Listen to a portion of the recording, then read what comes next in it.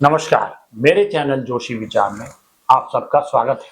आज हम विचार करेंगे कि हमारे बच्चों को अमेरिका के अलावा अन्य देशों में हाई एजुकेशन प्राप्त करने के लिए विकल्प ढूंढने की आवश्यकता क्यों जरूरी है।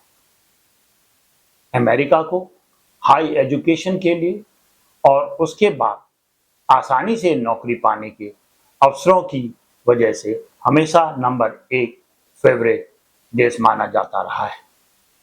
हालांकि अब यह स्थिति बदलती नजर आ रही है।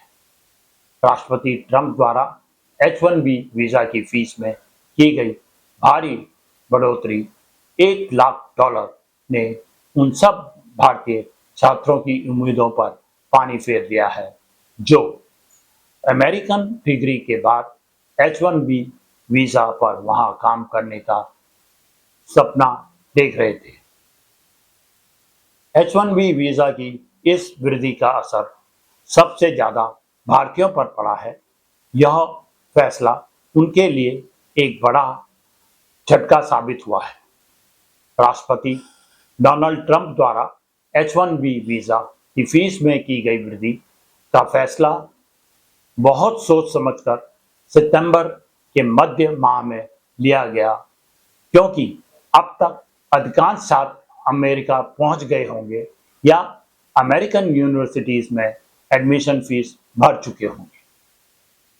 उनकी कंडीशन तो एक तरफ कुआं और दूसरी तरफ खाई वाली हो गई है।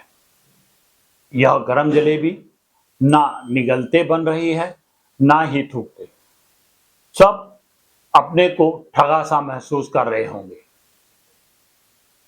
बिल्कुल, यह भारतीय छात्रों और नौकरी चाहने वालों के लिए एक भूकंप जैसा झटका है।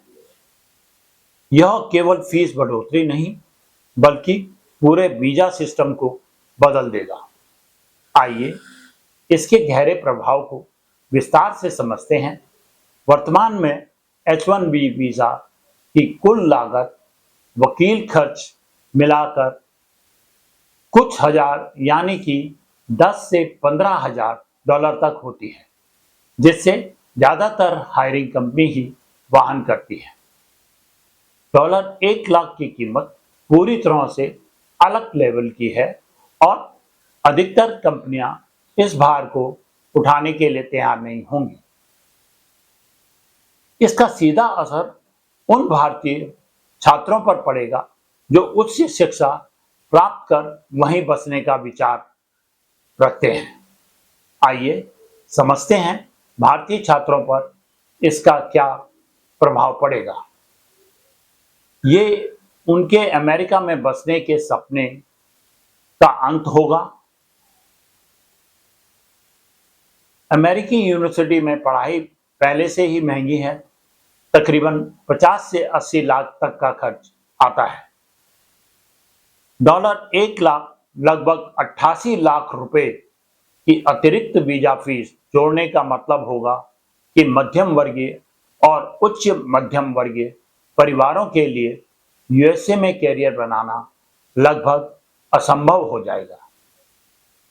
जो छात्र एजुकेशन लोन लेकर जाते हैं, उनके लिए तो अब यूएस में बसने का सपना ही रह जाएगा। छात्रों को भारत में ही नौकरी तलाशनी पड़ेगी, भले ही उन्होंने यूएसए की से डिग्री हासिल की हो। यूएस में STEM, science, technology, engineering, math कोर्सों की चमक फीकी पड़ जाएगी। स्टीम कोर्सेज की लोकप्रियता का मुख्य कारण 1 से 3 साल का ऑप्शनल प्रैक्टिकल ट्रेनिंग यानी ओपीटी वीजा में काम करने की अनुमति और फिर H-1B वीजा का मौका है। ओटीपी को भी कम या हटाने के बारे में भी विचार हो रहा है। अगर वीजा मिलना ही नामुमकिन हो जाए तो छात्र ऑस्ट्रेलिया, कनाडा, जर्मनी जैसे ऑप्शंस अपनाना चाहेंगे और उनको अपनाना भी चाहिए। H-1B वीजा की बढ़ोतरी से अमेरिकी शिक्षा उद्योग को नुकसान होगा। भारतीय छात्र अमेरिकी यूनिवर्सिटीज के फीस राजस्व का एक बहुत बड़ा हिस्सा है। इस कदम से अमेरिकी यूनिवर्सिटीज की आमदनी पर गहरा असर पड़ेगा और कई कोर्स बंद हो सकते हैं या फिर सस्ते। इस साल के अधिकतर एडमिशन तो हो गए हैं। कई यूनिवर्सिटीज जिनमें 70 से 80% विदेशी छात्र पढ़ते हैं वह तो बंद ही हो जाएंगी।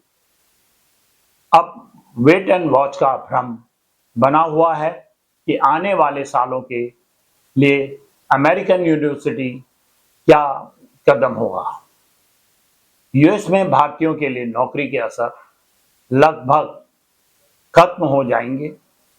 भारत से सीधे H-1B वीजा पर जाने वाले प्रोफेशनल्स का रास्ता लगभग पूरी तरह बंद हो जाएगा। कोई भी अमेरिकी कंपनी किसी एंट्री लेवल या मिड लेवल एम्प्लॉय के लिए 88 लाख रुपए का निवेश नहीं करेगी। यह विकल्प सिर्फ टॉप लेवल एग्जीक्यूटिव्स या रेयर एक्सपर्टीज वाले लोगों के लिए ही सीमित रह जाएगा। यूएस और इंडियन आईटी इंडस्ट्रीज पर इसका सबसे ज्यादा विनाशकारी प्रभाव होगा। भारतीय आईटी कंपनी जैसे TCS, Infosys, Wipro, HCL H-1B visa पर बड़ी संख्या में एम्प्लॉयज को यूएसए भेजती हैं। $1 लाख की फीस इन कंपनियों के बिजनेस मॉडल को असंभव बना देगी। इससे भारतीय आईटी सेक्टर में भारी नौकरियों के जाने का खतरा पैदा हो जाएगा, क्योंकि on site project economically viable नहीं होंगे। एक तरफ प्रतिभाशाली लोग भारत में ही रहेंगे, जिससे ब्रेन ड्रेन कम होगा। दूसरी तरफ ये प्रोफेशनल्स टैलेंट, एक्सपीरियंस और हैंडसम सैलरी से वंचित रह जाएंगे, जिससे उनकी पर्सनल कैरियर ग्रोथ इफेक्ट होगी। H-1B वीजा महंगे होने से अमेरिकी कंपनियों और अर्थव्यवस्था पर भी विनाशकारी प्रभाव पड़ेगा। यूएस में टैलेंट की कमी होगी। अमेरिकी टेक कंपनियां जैसे गूगल, माइक्रोसॉफ्ट, एप्पल आदि को सस्ती और कुशल प्रतिभा नहीं मिल पाएगी, जिससे उनके इनोवेशन और प्रोडक्ट डेवलपमेंट पर असर पड़ेगा। ऑपरेशनल लागत में भारी बढ़ोतरी होगी। कंपनियों को अमेरिकी नागरिकों को ज़्यादा वेतन देकर काम करवाना पड़ेगा, जिससे उनकी कॉस्ट बढ़ेगी और कॉम्पिटिटिव नहीं होंगे।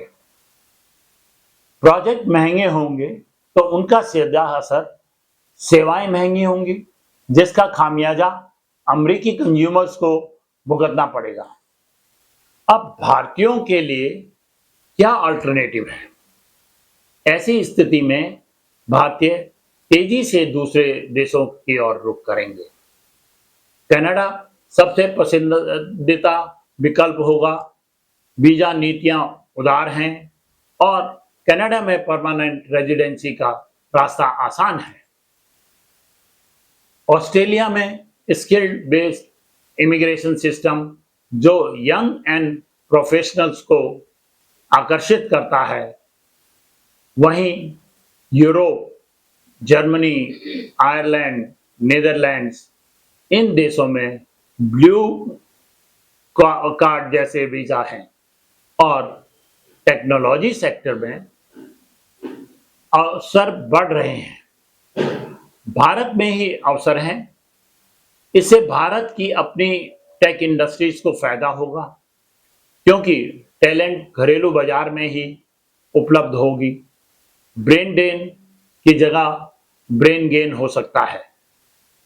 वर्क फ्रॉम होम के पैटर्न पर आईटी और अन्य सेक्टर्स की यूएस कंपनीज जॉब का रुख भारत की ओर कर सकती हैं। इससे भारत को बहुत फायदा होगा, क्योंकि अभी तक वह लोग कमाकर अमेरिका में खर्च करते थे, अब भारत में करेंगे और इससे भारत की इकोनॉमी को भी बूस्ट मिलेगा। 2026 में जो भारतीय छात्र अमेरिका में हायर स्टडीज के लिए जाना चाहते हैं, वह अपना ऑप्शन खुला रखें कि स्टडी के बाद में उन्हें भारत या अन्य देशों का रुख करना पड़ सकता है। सारे प्रोज एंड कॉन्स को भली भांति जांच कर ही हायर एजुकेशन के लिए यूएस का रुख करें, अन्यथा आज के समय में भारत में क्या कमी है। अगर आप किसी ऐसे छात्र या उनके अभिभावकों को जानते हैं जो विदेश में पढ़कर बसना चाहते हैं, तो यह वीडियो उनके लिए बहुत उपयोगी हो सकती है। कृपया इसे जरूर शेयर करें। मुझे जानना अच्छा लगेगा कि आपको यह वीडियो कैसा लगा। कमेंट में लिखें। H1B से जुड़ी आपकी कोई भी जानकारी या सवाल हो तो वो भी कमेंट में डालें। चलिए एक अच्छी डिस्कशन शुरू करते हैं।